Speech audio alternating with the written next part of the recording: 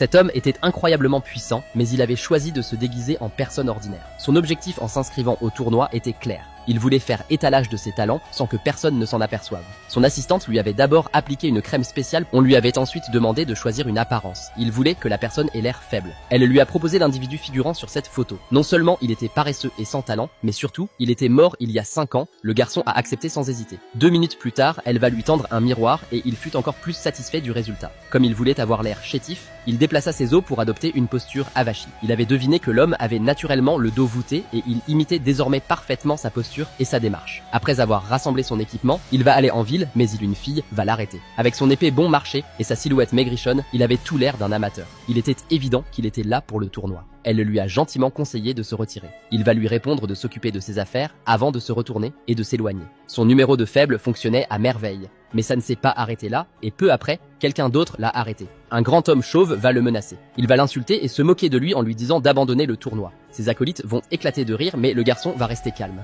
Il va répondre qu'il était plus fort que lui, et cela va mettre le chauve dans une rage folle. Il va l'attraper par le col et lui asséna un coup de poing sans dire un mot. Tous ceux qui assistaient à la scène pensaient qu'il n'était qu'un faible. L'homme chauve va exiger des excuses, mais il se contenta de répondre par un rire glacial. Tout son plan se déroulait exactement comme il l'avait prévu.